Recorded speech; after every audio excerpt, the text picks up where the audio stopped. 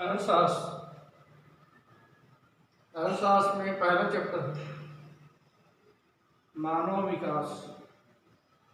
विकास की समझ।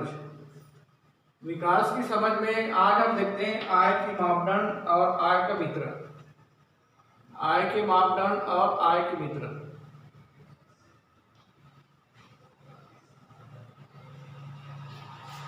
देश के विकास के लिए कौन कौन से विकास के सूचक होना चाहिए। किसी भी देश का विकास करना है तो विकास करने के लिए कौन कौन से विकास का सूचक होना चाहिए।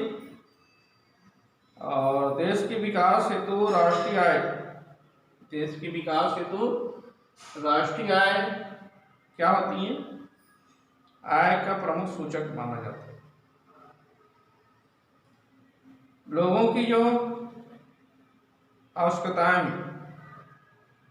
वे किसके आधार पर पूरी की जाती है, इन्हीं आय के आधार पर ही पूरी की जाती है। किसी भी व्यक्ति की या मानव अपनी आवश्यकताओं को पूर्ण करता है, अपनी आकांक्षाओं को पूरा करता है, तो इसके लिए आय का उपयोग किया जाता है और इसी के आधार पर वे वस्तु को खरीदते हैं, सेवा को खरीदते हैं। वस्तु और सेवाओं को खरीदने का मुख्य आधार क्या है, आय। जब तक हमारे पास आय नहीं होगी तब तक हम खर्च नहीं कर सकते। खर्च करने के लिए हमारी आय का होना आवश्यक है, तभी हम वस्तुओं और सेवाओं पर खर्च करते हैं। प्रति व्यक्ति आय, यदि हमको प्रति व्यक्ति आय ज्ञात करना है तो जीडीपी के आधार पर, जीडीपी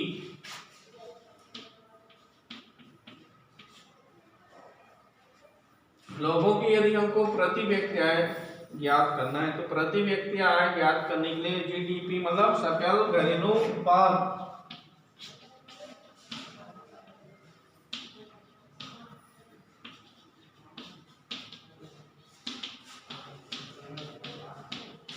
सकल घरेलू उत्पाद, जी ग्रास डोमेस्टिक प्रोडक्ट, इसका पूरा नाम है, जीडीपी का पूरा नाम है सकल घरेलू उत्पाद, ग्रास डोमेस्टिक प्रोडक्ट। सकल घरेलू उत्पाद के आधार पर ही हम क्या कर सकते हैं, प्रति व्यक्ति आय की गणना कर सकते हैं। प्रति व्यक्ति आय की गणना किसके आधार पर की जाती है, सकल घरेलू उत्पाद के आधार पर ही गणना की जाती है। तो जीडीपी किस कहेंगे, एक वित्तीय वर्ष में, एक वित्तीय वर्ष में एक साल, मतलब एक वित्तीय वर्ष एक साल के अंतर्गत उस राज्य के, किसी भी राज्य के एक वर्ष के दौरान उत्पादित वस्तुओं की सेवाओं, उत्पादित अंतिम वस्तुओं और सेवाओं की, यदि हम राज्य की तुलना करते हैं तो राज्य की तुलना करते हैं तो उस राज्य की एक वित्तीय वर्ष में, एक वर्ष के दौरान अंतिम उत्पाद होता है। इन वस्तुओं और सेवाओं के उत्पादन को हम क्या कहते हैं, सकल घरेलू उत्पाद कहते हैं।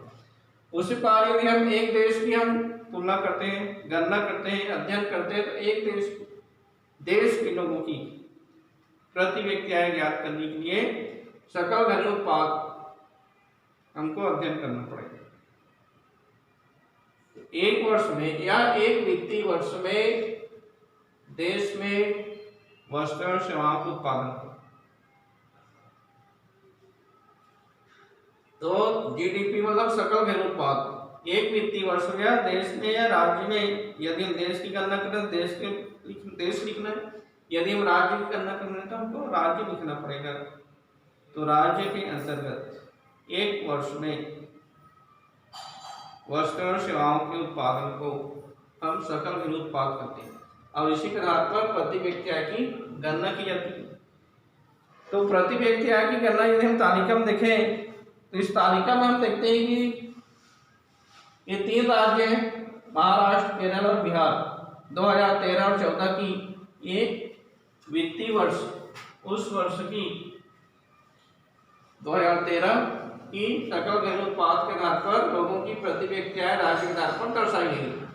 महाराष्ट्र में देखते हैं तो महाराष्ट्र में प्रति व्यक्ति आय 1,14,392, केरल में 1,03,820, बिहार में 31,199 ये लोगों की आय है। अब हम देखते हैं कि इसके आधार पर, इस तालिका के आधार पर देखें तो तालिका में लोगों की यदि प्रति व्यक्ति आय महाराष्ट्र में प्रति व्यक्ति आय अधिक है। महाराष्ट्र हम तालिका में देख रहे हैं तो महाराष्ट्र में प्रति व्यक्ति आय अधिक है, बिहार में प्रति व्यक्ति आय कम। ये तो एक उदाहरण है, क्योंकि सभी व्यक्ति की, महाराष्ट्र के सभी व्यक्ति की आय इतनी नहीं होगी। ये क्या है, औसत निकाला है, औसत के आधार पर इसको दर्शाया गया, क्योंकि उनकी कार्य के आधार पर सभी व्यक्ति की आय अलग अलग होती है। हम देखते हैं कि सभी व्यक्ति की आय क्या होती है, कार्य के आधार पर, उनकी पद के आधार पर सभी व्यक्ति की आय में भिन्नता होती है। ये औसत निकाला गया। यदि हम तालिका में देखें, महाराष्ट्र में प्रति व्यक्ति आय सबसे अधिक और बिहार में प्रति व्यक्ति आय सबसे कम है। तो प्रति व्यक्ति के आय के आधार पर भी हम क्या कर सकते हैं, उस राज्य की लोगों की जीवन स्तर, उस राज्य की आय की हम गणना कर सकते हैं। ठीक है, आप सभी जानते हैं कि सभी राज्यों में सभी प्रकार के कर्मचारी होते हैं, मजदूर होते हैं, तो सबकी आय समान नहीं होती, सभी की आय में भिन्नता होती है। तो इसी भिन्नता को इस तालिका में बताया गया है। क्यों? क्योंकि हम जानते हैं कि सभी व्यक्ति अलग अलग कार्य करते हैं, प्रत्येक व्यक्ति की आय अलग अलग होती है। कुछ लोगों की आय औसत से बहुत अधिक होती है। इस तालिका में हम देख रहे हैं कुछ व्यक्ति की आय औसत से अधिक होती है और कुछ व्यक्ति की आय औसत से कम होती है। यह है आय का वितरण। आय के वितरण में असमानता है। बिहार में और महाराष्ट्र दोनों की हम अध्ययन करें या तुलना करें तो दोनों राज्य की प्रति व्यक्ति आय में काफी भिन्नता है। तो आय के आधार पर हम क्या कर सकते हैं, लोगों की क्या कर सकते हैं, इसी आय के आधार पर उपभोग व्यय का अनुमान भी लगा सकते हैं।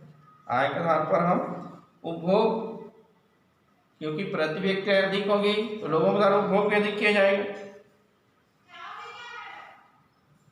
तो इसी उपभोग आय के आधार पर हम क्या कर सकते हैं, लोगों के द्वारा आवश्यकता की वस्तुओं और सेवाओं पर किए जाने वाले खर्च की जानकारी मिलती है।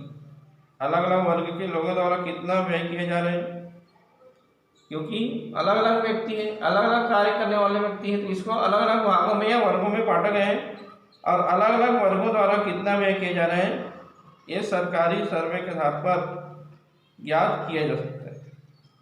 जो उपभोक्ता जितना अधिक व्यय करेगा, आप सबको मालूम है, जो भी उपभोक्ता है जितना अधिक व्यय करेगा उसके आधार पर हम क्या कर सकते हैं कि वे व्यक्ति क्या है, उनकी प्रति व्यक्ति अधिक है। क्योंकि उपभोग पर खर्च वही व्यक्ति करेगा जिनकी आय अधिक होगी, तो उनको हम क्या कहेंगे, इनकी आय प्रति व्यक्ति अधिक है, तभी वे क्या करें, उपभोग पर अधिक खर्च करें, और जिनकी आय कम होगी वो उपभोग पर खर्च कम करें। क्योंकि समाज में हम देखते हैं कि समाज में आय के वितरण में असमानता होती है, और इसी के आधार पर यदि हम देखें तो खास करके कृषक वर्ग के व्यक्ति होती हैं, उनकी जो उपभोग व्यय होते हैं, उपभोग व्यय प्रति व्यक्ति प्रति माह उपभोग व्यय क्या होती है, इसको यदि हम अध्ययन करें तो कृषक वर्ग में उपभोग व्यय 1436 रुपये प्रति माह। वेतनभोगी व्यक्ति हैं जिनको हम कहते हैं आकस्मिक मजदूर कहते हैं, उनकी प्रति व्यक्ति उपभोग व्यय 1159 रुपये होगा। और जो वेतनभोगी व्यक्ति है जिनकी आय क्या है, निश्चित है, प्रति माह उनको वेतन मिलना है, तो उनकी यदि उपभोग व्यय देखें तो 2002 रुपया है। इस प्रकार जो आकस्मिक मजदूर है उनकी उपभोग व्यय कम है, क्योंकि उनको हर समय काम नहीं मिलता है, और हर समय काम नहीं मिलने के कारण वो उपभोग पर खर्च नहीं कर पाता है, उपभोग पर व्यय नहीं कर पाता है, इसलिए इनकी उपभोग व्यय कृषक की तुलना में और वेतनभोगी मजदूर की तुलना में जो आकस्मिक मजदूर इनकी उपभोग व्यय कम है, क्योंकि इनको लगातार नियमित काम नहीं मिलता है। नियमित काम नहीं मिलेगा तो वो उपभोग पर खर्च नहीं करेंगे। कई माह उपभोग पर अधिक खर्च हो जाता है, कई माह उपभोग पर कम खर्च होता है। इनका जीवन स्तर ऊपर नहीं उठ पाता है। जो मजदूर वर्ग के व्यक्ति हैं, नियमित काम नहीं मिलने के कारण इनके जीवन स्तर में सुधार नहीं हो पाता है। इनको अनेक आर्थिक कठिनाइयों का सामना करना पड़ता है। ये हो गया आय के मापदंड और आय का वितरण। इसके बाद देखते हैं विकास के सूचक। विकास के सूचक में शिक्षा एवं स्वास्थ्य। शिक्षा एवं स्वास्थ्य को विकास का सूचक माना जाता है। विकास का सूचक किसे माना जाता है? शिक्षा एवं स्वास्थ्य। शिक्षा एवं स्वास्थ्य के आधार पर ही लोगों की क्या ज्ञात की जा सकती है? विकास का मापदंड सूचक माना जाता है। शिक्षा एवं स्वास्थ्य के आधार पर व्यक्ति रोजगार या आर्थिक अवसरों का लाभ उठा सकता है। जो व्यक्ति शिक्षित है, शिक्षित के साथ साथ यदि वे शारीरिक रूप से स्वस्थ है तो रोजगार और अन्य आर्थिक अवसरों का लाभ उठा सकता है। और जिस समाज में शिक्षा व्यवस्था का समुचित विकास होता है, जिस समाज में शिक्षा का समुचित विकास हुआ है, प्रभावी प्रचार प्रसार हुआ है एवं बच्चों को विद्यालय में दाखिला लेने के अवसर मिलता है। जहाँ विद्यालय में बच्चों को दाखिला लेने का दर्ज करने का अवसर मिलता है, वहाँ बाल मजदूरी की प्रथा समाप्त हो जाती है। जो व्यक्ति पढ़े लिखे होते हैं, जहाँ शिक्षा है या स्कूल की व्यवस्था है, तो वहाँ व्यक्ति क्या करेगा? जो बच्चा होता है पढ़ने जाएगा जिससे क्या होगा? बाल जो श्रमिक है, बाल मजदूर है जिसको हम कहते हैं, वे क्या हो जाएगा? समाप्त हो जाएगा। व्यक्ति का समाज में किसी प्रकार का शोषण नहीं होगा। जो व्यक्ति शिक्षित है, जो बच्चा पढ़ा लिखा है, उनका समाज में किसी प्रकार का शोषण नहीं हो पाएगा, क्योंकि वे शिक्षा पा करके उनका क्या कर सकता है? विरोध कर सकते हैं। और स्वास्थ्य संबंधी सुविधाओं का लाभ उठाकर रोगों से बचाव भी कर सकता है। यदि वे शिक्षित है तो वह क्या कर सकता है? स्वास्थ्य सुविधाओं का लाभ उठा करके विभिन्न प्रकार के रोगों से बचाव भी कर सकता है। इस प्रकार समाज में हम देखते हैं अन्य सदस्यों पर भी इसका प्रभाव पड़ता है। एक सदस्य नहीं, यदि एक पढ़ा लिखा व्यक्ति है तो इससे क्या होगा? शिक्षा के साथ साथ स्वास्थ्य पर भी इसका प्रभाव पड़ेगा। एक स्वस्थ एवं शिक्षित व्यक्ति की प्रेरणा से दूसरे लोग भी आगे बढ़ने का अवसर मिलता है। एक शिक्षित व्यक्ति है, उनको देख करके अन्य व्यक्ति क्या करते हैं? उनसे प्रेरणा लेते हैं। अब इसके बाद हम देखते हैं पुरुषों के समान महिलाओं को शिक्षा के बेहतर अवसर उपलब्ध होने से उनकी प्रतिभा का विकास होता है। यदि पुरुषों के समान यदि महिलाओं को शिक्षित किया जाए, उनको पढ़ाई लिखाई पर विशेष ध्यान दिया जाए, इससे क्या होगा? उनको अपनी प्रतिभा विकास तो होगा ही, साथ ही साथ समाज में बालिकाओं महिलाओं को अपनी बात रखने का मौका मिलता है।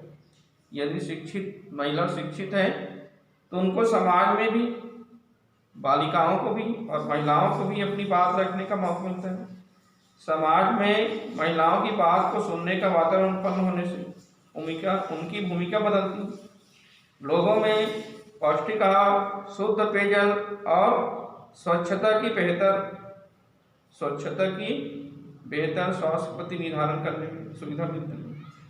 इस प्रकार यदि महिलाओं में शिक्षा का विकास होगा, उसको समाज में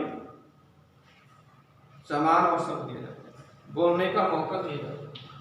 इससे वे स्वास्थ्य के प्रति, शिक्षा के प्रति, स्वच्छ वातावरण के प्रति वे काफी क्या होगा? सजग होगा। अब हम देखते हैं मानव विकास का सूचकांक। विकास को मापने के लिए आय के स्तर को महत्वपूर्ण माना जाता है। मानव विकास सूचकांक में हम देखते हैं कि विकास को मापने के लिए आय के स्तर में सुधार को महत्वपूर्ण माना जाता है। समग्र विकास को मापने के लिए यह पर्याप्त नहीं है। आय के स्तर समग्र विकास को मापने के लिए पर्याप्त नहीं है, और यदि हम मापदंड अपनाएं तो इसकी लंबी सूची हो सकती है, क्योंकि हम सिर्फ आय के आधार पर ही क्या नहीं कर सकते, विकास को माप नहीं सकते। इसको मापने के लिए हमको लंबी सूची बनानी पड़ेगी। और स्वास्थ्य एवं शिक्षा राष्ट्रीय आय के साथ साथ, स्वास्थ्य और शिक्षा में राष्ट्रीय आय के साथ व्यापक स्तर पर विकास को मापने का प्रयोग किया जा सकता है। इसके बाद हम देखते हैं जीवन प्रत्याशा। जीवन प्रत्याशा से आप क्या समझते हैं? जीवन काल, जीवन प्रत्याशा मतलब जीवन काल, जीने की आशा। तो जीवन प्रत्याशा जन्म के समय एक व्यक्ति के औसत अनुमानित जीवन काल को दर्शाती है। जीवन प्रत्याशा किसे कहते हैं? जन्म के समय एक व्यक्ति के औसत अनुमानित जीवन काल को कहा जाता है। जीवन प्रत्याशा किसे कहते हैं? जन्म के समय एक व्यक्ति के औसत अनुमानित जीवन काल को हम क्या कहते हैं? जीवन प्रत्याशा कहते हैं। यह एक क्या है? अनुमान है। अनुमान लगाई जाती है कि एक बच्चा कितने वर्षों तक जीवित रह सकता है। ये क्या है? जीवन प्रत्याशा क्या है? एक व्यक्ति, एक बच्चा कितने साल तक जीवित रह सकता है। समग्र विकास की दृष्टि से यह एक महत्वपूर्ण सूचक है। समग्र विकास की दृष्टि से एक महत्वपूर्ण सूचक है। साक्षरता जो दर है 15 वर्ष या अधिक, 15 वर्ष या उससे अधिक आयु के लोगों में साक्षरता जनसंख्या अनुपात को बताती है। साक्षरता में 15 वर्ष या उससे अधिक आयु के लोगों में साक्षर जनसंख्या के अनुपात में बताती है। अब हम देखें 5 वर्ष तक की उम्र के मनुष्य में विकास महत्वपूर्ण समय होता है। मतलब 5 वर्ष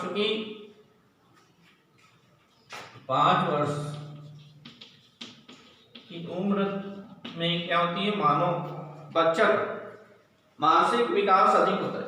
5 वर्ष की जो उम्र होती है इसमें मानसिक विकास, मस्तिष्क का विकास सबसे अधिक होता है।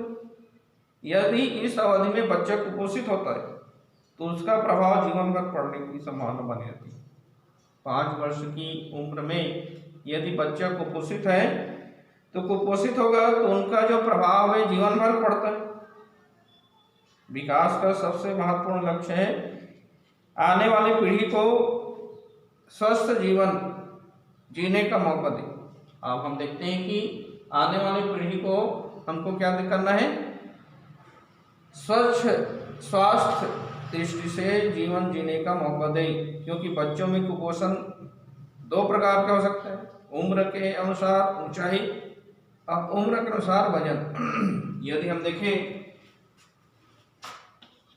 उम्र के हिसाब से बच्चे की हाइट कितनी है, लंबाई कितनी है और वजन कितनी है।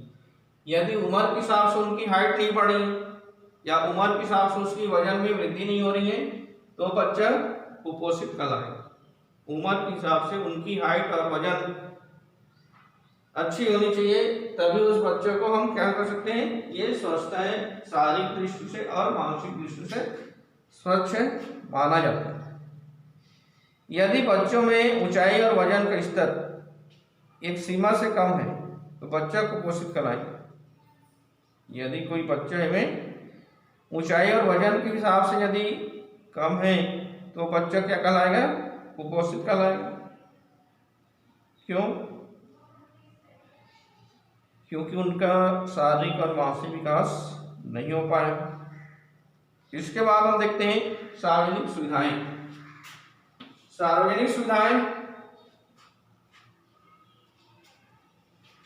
बेहतर जीवन जीने के लिए सभी आवश्यक एवं बुनियादी सुविधाएं नहीं खरीद सकते। कोई भी व्यक्ति निजी आय से, कोई भी व्यक्ति अपनी निजी आय से, स्वयं की आय से बेहतर जीवन जीने के लिए सभी आवश्यक और बुनियादी सुविधाएं नहीं खरीद सकता है।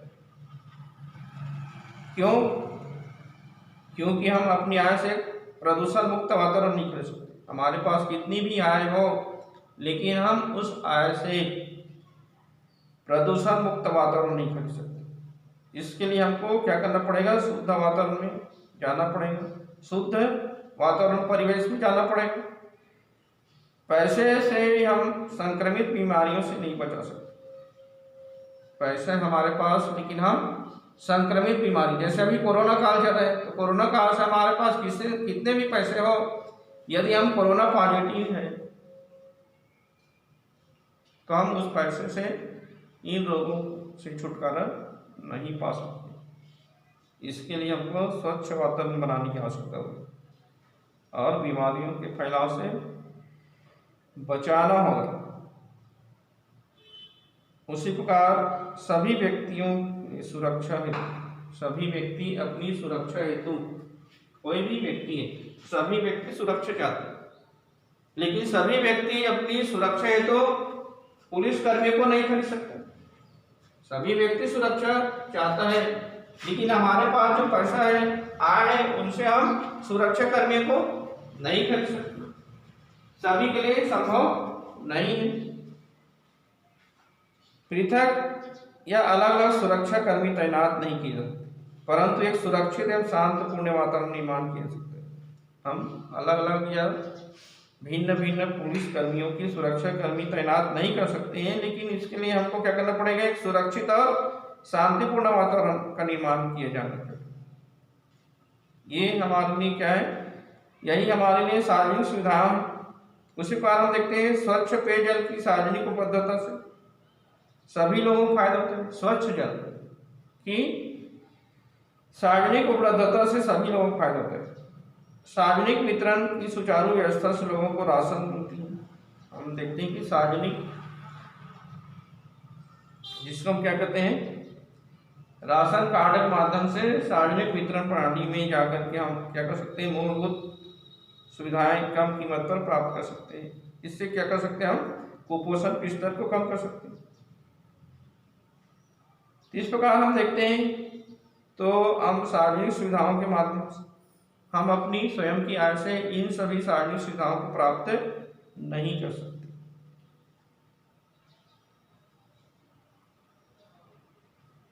यदि हम एक उदाहरण देखें, आज़ादी के समय हिमाचल प्रदेश में शिक्षा का स्तर बहुत कम। आज़ादी के समय हिमाचल प्रदेश में शिक्षा का स्तर बहुत कम था। 1991 में यहाँ केवल 64% लोग साक्षर थे।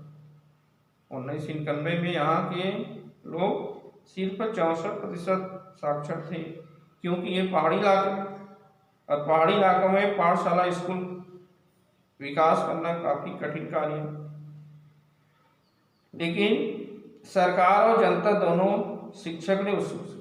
हिमाचल प्रदेश में सरकार भी और वहाँ के जनता भी दोनों शिक्षा प्राप्त करने के लिए काफी उतावले थे, इच्छुक थे, जिसके कारण यहाँ पाठशालाएं शुरू की गई, और वो पाठशालाएं निःशुल्क और कम लागत पर, और जो पाठशाला स्थापित किया गया वे वहाँ के बच्चों को निःशुल्क और कम लागत पर शिक्षा सुनिश्चित किया गया। धीरे धीरे क्या किया गया? यहाँ विद्यालयों में शिक्षकों की, कक्षाओं की, शौचालय की तथा पीने की पानी की भी सुविधाएं दी गई। स्कूल खोला गया निःशुल्क और कम लागत पर। इसके साथ साथ इन विद्यालयों में शिक्षकों की भी, कक्षाओं की भी, शौचालय और पीने के पानी की भी सुविधाएं दी गई। यह आश्चर्यजनक है कि यहाँ 2005 में हिमाचल प्रदेश में 2005 में पूरे देश में बालक और बालिका की शिक्षा पर 1049 रुपये औसत, यदि हम देखें शिक्षा पर, प्रत्येक बालक और बालिका की शिक्षा पर 1049 रुपये खर्च किए जा रहे थे।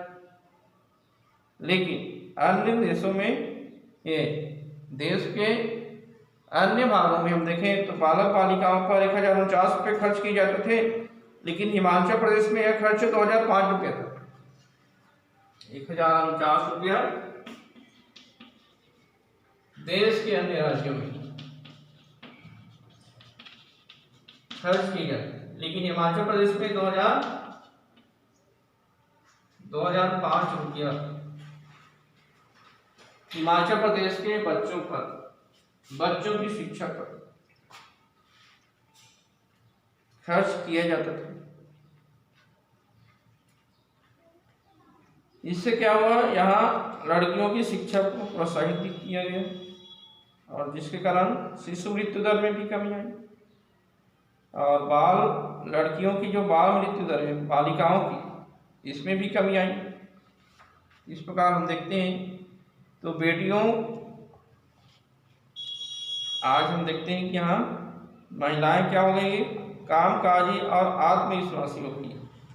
हिमाचल प्रदेश में क्या हो गया, यहाँ की जो महिलाएं हैं वे कामकाजी हो गई हैं, आत्मविश्वासी हो गई हैं, खुद भी घर से बाहर काम करते हुए अपनी बेटियों से बाहर काम करने की उम्मीद रखती है।